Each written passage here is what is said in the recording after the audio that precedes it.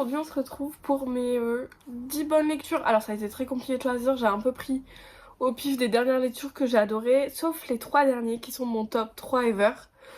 Enfin, qui seront à la fin de la vidéo parce que on fait tout pour vous réussir en fait. Du coup, qu'est-ce que je voulais dire? Je vous ai fait un bibliothèque tour dans ma dernière vidéo. J'ai changé toute cette bibliothèque de place, enfin de rangement. C'est toujours comme ça quand je fais un bibliothèque tour, je finis toujours par tout changer. On adore. Bref, ça avait absolument rien à voir avec l'histoire. Là, on a un petit colocataire. On lui dit bonjour et on lui demande de partir parce qu'il paye pas le loyer. Alors, commençons par... Donc ça, c'est vraiment pas dans l'ordre. On commence par un basique. Emma Green, La vie en vrai, de chez Addictive. Alors, ce livre... je vais pas vous faire des résumés parce que comme vous savez, dans ma vidéo de présentation, si je vous l'ai dit, je ferai un résumé que pour le top 3 de toute façon. Et sinon mes résumés sont beaucoup trop bancals et du coup la vidéo durera 20 minutes de plus si je dois faire un résumé sur chaque livre, sachant que je sais pas les faire. Ok? Donc La vie en vrai d'Emma Green, ça commence... Enfin, je vais vous dire qu'il y a quand même certains trigger warnings. Et moi je ne suis pas du tout sensible à vraiment aucun trigger warning, mais celui-là il a été dur émotionnellement. Je l'ai fini, c'était une lecture audio, je l'ai fini en une journée, donc je me suis tapé une nuit blanche parce que l'audio est très grand vu le petit pavé que c'est. Tellement je voulais finir cette histoire et en fait cette couverture est tellement significative quand on sait, quand on a lu le livre jusqu'à la fin, donc voilà. Et c'est un livre que du coup j'ai pris la décision d'aller faire dédicacer parce que c'est un livre que j'ai beaucoup aimé. Et vu qu'il fallait faire un choix, genre pour moi c'était une évidence que de faire dédicacer celui-là. Donc voilà. Alors on continue sur les belles bricasses. Lexstone, mais qu'est-ce qu'on fait quand c'est des belles bricasses? On triche et on les écoute en audio quand on peut. Sinon on les lit souvent pas, hein, on va se dire clairement, c'est un de mes défauts. Lexstone de Sarah Rivens, j'ai hésité à mettre Captive, mais effectivement j'ai beaucoup plus aimé Lexstone que Captive, même si Captive j'ai beaucoup aimé. En fait je l'ai lu au bon moment, c'est ce que je dis à chaque fois. Captive je l'ai lu au bon moment, c'était une de mes premières dark romances, donc il est passé là où il fallait. C'est clair que maintenant certaines dark romances que je lis sont beaucoup plus sombres et j'aurais du coup lu Captive à ce moment-là, je pense que j'aurais moins aimé. Mais Lexstone, je sais pas, j'étais agréablement surprise par Lexstone. Tout le monde était en mode hypé pour ce livre et moi j'étais en mode pourquoi? Et j'ai testé et j'ai adoré. Donc voilà. Donc toujours de chez BMR, de Sarah Rivens, pardon, j'ai oublié de dire les maisons d'édition. Est-ce que j'ai dit? Oui, si j'ai dit avant. Les lieux du millénaire de chez Hugo Romantessi. Ça c'est le tome 4 parce que je suis à ce tome là. C'est une des premières romantiques que j'ai lues et comme d'habitude j'ai lu la romantique au bon moment parce que c'est la romance prime. Par contre il y a beaucoup de smut. Bon ça me dérange pas du tout hein. J'aime le fait qu'il y ait plein de points de vue de différents personnages. Genre je sais pas comment vous dire que j'aime ce livre. C'est clair pour quelqu'un qui lit de la fantasy, qui veut lire la romantique, c'est pas ça qu'il faut prendre parce que on est vraiment sur du basique de chez basique de chez basique. Et moi c'est ce que j'aime. Donc voilà, je l'ai lu du millénaire. Alors ça a encore rien à voir avec les choses. Vous allez voir, c'est vraiment... On peut passer de dark romance à romantique à un jeunesse.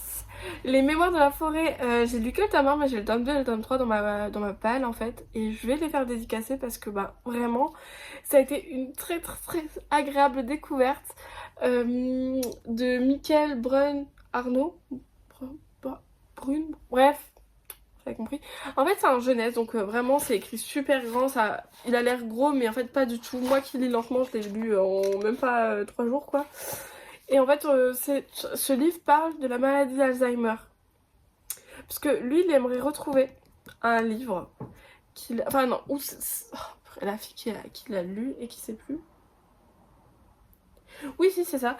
Il veut retrouver un livre parce qu'il perd la mémoire. Et dans ce livre, il a écrit sa biographie. Il a écrit, en fait, ses mémoires. Sauf que pile, le moment où il veut chercher le livre parce que personne l'a encore acheté, en fait, la veille, le jour même, quelqu'un l'a acheté.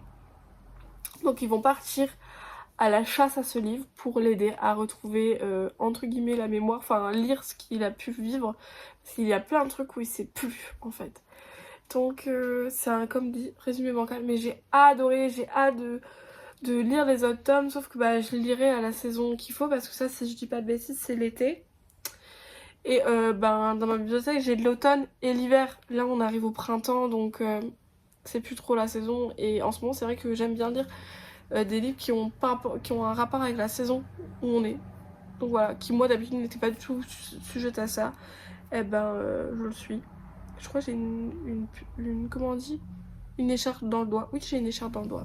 Je sais pas comment ça se fait. Bref, j'en ai pris après. Là, un basique, tout le monde en parle, mais bon. Campus Driver, je vous ai pris le 4 parce que bah, c'est mon préféré. C'est un basique, hein, je peux pas vous en dire plus. Genre, j'aime ce livre et j'ai pas encore lu le 5, j'avoue. Mais bon, si je lis le 5, ça veut dire que genre c'est terminé. Et j'ai un problème avec les sagas que j'aime et à les terminer. Donc, par exemple, genre After, je sais que je l'ai lu à l'époque et j'ai jamais fini le 5. Alors que je l'ai lu, hein, j'ai vraiment lu une partie du 5, genre il me reste juste la fin. Et je ne l'ai jamais terminé pour que la saga se termine jamais. Donc, j'ai des problèmes avec le fait de terminer des sagas. Donc, voilà. Ça aussi, ça a été une trop bonne découverte. Si vous avez suivi, on était dans l'année où certains livres très hypés en VO sortaient en français. Donc on avait les Twisted que moi personnellement je n'ai pas aimé. Mais il y avait aussi cela, The Fine Print, Term and Condition. Enfin bref, cette saga là. Et en fait j'ai lu le tome 1 et j'ai adoré. Genre ça se passe dans un parc d'attractions. Enfin, chaque tome est sur des personnages différents. Donc le deuxième tome ne sera pas dans un parc d'attractions. Mais je sais que ça parle de dyslexie. Donc c'est cool, donc il me tente de fou, je l'ai dans ma palle, il faut que je le dise. Mais celui-là, j'avais vraiment l'impression d'être à Disney. Enfin, j'y suis déjà allée, mais quand j'étais petite. J'ai trop aimé, c'est un Grumpy Sunshine. Et enfin, j'ai pas les mots, genre, j'aime ce livre. Et genre, la couverture est juste sublime. Donc ça a été vraiment une agréable découverte. Après, du coup, le dernier de cette petite pile un peu fouillis, j'ai envie de vous dire, parce que ben j'en ai d'autres livres que j'ai autant aimé, mais il a fallu faire des choix et j'ai voulu vraiment prendre un peu de tout pour vous montrer un peu tous les genres que j'aime. Donc là on finit pour cette pile avec Le Serpent et la Mule. On peut voir que j'ai aimé, c'est un des derniers livres que j'ai passé, le dernier livre que j'ai lu avant ma panne de lecture. C'est pas le livre qui est la cause, mais voilà. De Marina M.L. chez Plume du Web. Je vous ai pas du tout dit les autres maisons d'édition. Pardon, je pense que je vous ferai un post avec... Enfin, dans ma description, il y aura le nom, la maison d'édition et l'autrice, l'auteur. Voilà. Donc Le Serpent et la Mule, qui est une dark romance que j'ai adoré. Ça faisait longtemps que j'avais pas kiffé un livre comme ça. Et en fait, j'ai pas les mots. Ça faisait longtemps que j'avais pas kiffé un livre comme ça. C'est tout. Et en plus, avant de le lire, j'avais eu la chance de rencontrer Marina M.L. Quand j'avais pas encore lu. J'aurais tellement dû le lire avant pour le dire à quel point j'ai aimé son livre en fait. J'ai adoré son livre, j'ai adoré sa plume. Ça reste une romance qui est hard à des moments, mais il est tellement marrant. Genre, on va parler de Disney un moment, enfin ils vont chanter un Disney un moment, donc si vous avez l'âge et tout, lisez-le. Enfin lisez-les tous si vous avez l'âge. Il y en a certaines c'est des dark romance, il y en a où c'est des jeunesses, donc voilà. J'ai ma... Bref. Alors commençons par mon top 3. Je commence par le troisième, parce que bah sinon c'est pas marrant quoi. J'ai tellement mal. Attendez, je vais quand même d'abord enlever ma truc dans le doigt. C'est bon, mon bobo a été réparé. Du coup, on part sur mon top 3. Donc on part de la troisième position. Pour cela, je vous ferai pas un résumé. Je vais juste vous lire la petite phrase qu'il y a d'accroche écrite sur le collector. Donc on est sur 1000 baisers pour un garçon de Tilly Cole chez Hachette Roman, là, le collector. Alors, un garçon, une fille, un lien qui s'est tissé en un instant et solidifié pendant 10 ans. Un lien que ni le temps ni la distance ne peuvent casser. Un lien qui durera toujours. Du moins, c'est ce qu'il croyait. Voilà. Je pense qu'il n'y a pas plus à dire. Je dis à chaque fois, je n'ai jamais pleuré autant que pour ce livre. Pourtant, vous allez voir mon top 2. Hein. Je pleurais. À tel point je pleurais, je ne voyais plus les pages de mon livre et je devais arrêter de lire. J'ai pleuré très vite. Enfin, il n'est pas très gros. Pour moi, il s'est passé une vie dans ce livre. Genre vraiment, genre... je pense qu'à partir même de la moitié du livre, j'ai commencé à pleurer. Genre, Mais il est trop bien, enfin c'est le livre qui m'a fait recommencer la lecture. Vraiment c'est le premier livre que j'ai lu et depuis j'ai rempli ma bibliothèque. Du coup voilà. Top 3, voilà, le troisième. Pour le deuxième, enfin je vais vous montrer 3 livres mais ça reste dans la... Enfin c'est une biologie plus un préquel, un spin-off, je crois que c'est un préquel. Je sais, oui préquel c'est avant. Donc pour ceux qui suivent, vous doutez peut-être de ce que je vais vous montrer. Parce que vous me suivez en fait. Je vais vous montrer les Hachi Falling for the Sky. J'ai eu la chance en fait, c'est que c'est le deuxième livre que j'ai lu. Et ça a été aussi un coup de cœur. Et depuis, ben, ça a été détrôné seulement par un livre. Alors que j'ai quand même lu beaucoup de livres depuis. Mais il reste dans mon cœur. Donc, les Hachi Falling for the Sky. Là, on va suivre du coup Sky et Ash. Du coup, en fait, Sky, à la soirée de pré-rentrée universitaire, elle se dit ça y est, je vais m'amuser, One Life, et je lui. Sa colocataire a dit non, non, non, non, n'y va pas en fait. Genre, il y a plein d'autres personnes, n'y va pas. Elle, elle dit non, non, non, moi j'irai. Et on va suivre leur histoire. Parce que bah, s'il y a 2 tomes, c'est qu'il va se passer des dingueries. Du coup, pour le 1000 baisers pour un garçon, c'est une sad end. Celui-là, c'est votre avis. Sad end ou pas, juste les larmes coulent. C'est tout. C'est à vous de choisir si c'est une sad end ou pas. Pour ceux qui l'ont lu, n'hésitez pas à me dire si vous trouvez que c'est une sad end. Hein. Mais en fait, ils ont des avis très controversés. Je sais qu'il y en a l'équipe qui les aime pas et l'équipe qui l'aime. Moi, je suis de l'équipe qui l'adore. J'ai un tatouage dans le dos par rapport à ce livre. Et je vais vous lire tout simplement ce qui est écrit dans mon dos, puisque c'est la dédicace que Neil Gaiman a dédicacée, puisque je n'ai pas encore eu l'occasion de voir Mathieu Guibé.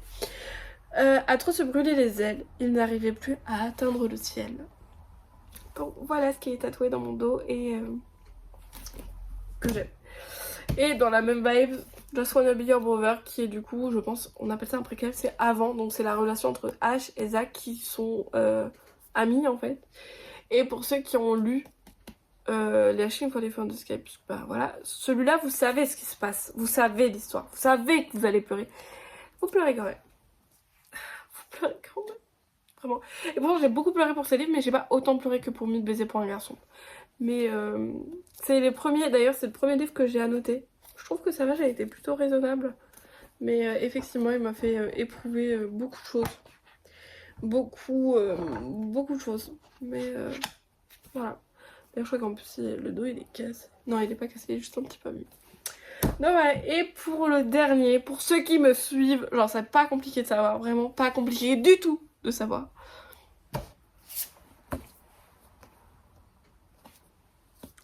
Je vis pour ces livres en fait. Je vis pour ces livres. Je vis pour ces livres. Je peux pas Déjà qu'avant j'aimais beaucoup ces livres. Mais en fait le personnage d'Avalon a pris un tout autre tournant pour moi. Enfin... Et en plus vous savez l'anecdote d'histoire de personnage préféré parce que j'ai eu l'occasion de rencontrer Chloé. Alors je me suis rendu compte que depuis tout ce temps je ne le prononçais très très mal sur mon famille. Valrand. Bref, je prononce mal depuis, c'est pour ça que j'ai que Chloé. J'ai pu faire dédicacer le tome 1 et 3 parce que je n'ai pas le tome 2 en papier. Puisque j'ai pas attendu qu'il sorte en papier avant de le lire. Donc j'ai pas eu pris le temps d'acheter en papier. Mais en fait on va suivre Avalon qui rentre à l'université et qui va du coup rencontrer en même temps sa colocataire de chambre universitaire et qui va lui dire, ils vont très très vite bien s'entendre. Et qui va lui dire par contre fais attention, il y a un gang dans cette université, ne t'approche pas d'eux. Par contre mon frère en fait partie. Donc déjà là, ça va être compliqué. Et en fait, à cause d'une situation, à cause d'une soirée, d'une situation, elle va se rapprocher d'eux. Sauf que un peu contre son gré, mais pas genre, elle veut pas en fait. Elle leur dit. Mais eux ils vont dire voilà, c'était... Bref, je suis nulle en résumé, vous le savez. Je peux pas dire à quel point j'aime ces livres et que J'ai un amour tel. D'ailleurs, celui-là, il me brise le cœur. La fin de celui-là est tellement dure. C'est vraiment une des sagas où le tome sort. On peut être sûr que je peux arrêter toutes mes lectures en cours et commencer ça. Parce que j'aime tellement que... Je sais pas. Et en plus, je les ai pas annotés. Je pense qu'une fois, je reprendrai le temps de les lire et de les annoter. Parce que je les aime trop.